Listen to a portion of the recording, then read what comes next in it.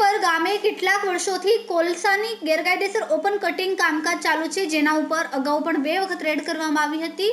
તેમ છતાં જે જગ્યાએ ફરી ખોદકામ ચાલુ થઈ જાય છે ત્યારે ગત મોડી રાત્રે ખાણ ખનીજ વિભાગના અધિકારીઓએ દરોડા પાડીને 2 હિટાચી મશીન અને ડમ્પર ઝડપી પાડ્યા હતા।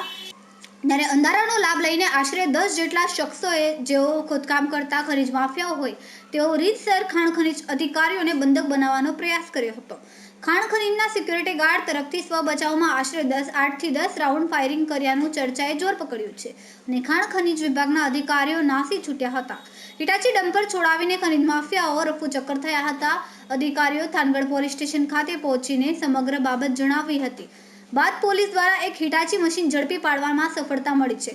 ત્યારે આ ઘટનાની જાણ થતાં એસપી અને ડીવાયએસપીનો કાફલો થાનગઢ પોલીસ સ્ટેશન પહોંચી જઈને સમગ્ર ઘટનાનો તાગ મેળવીને વધુમાં તપાસ ચાલુ છે।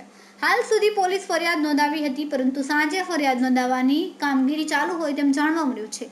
ખનીજ માફિયાઓમાં એક સસ્પેન્ડ પોલીસમેન હોવાની પણ ચર્ચા ચાલી હતી અને તેઓ ગેરકાયદેસર કોલસાની ખાણો ચલાવતો હોય એવી વિગતો મળી રહી છે। હાલ તો હુમલાખોરોએ જેઓએ અધિકારીઓને બંધક બનાવવાનો પ્રયાસ અને પથ્થરમારો કરેલ હતો તેઓ નાસી છૂટ્યા છે।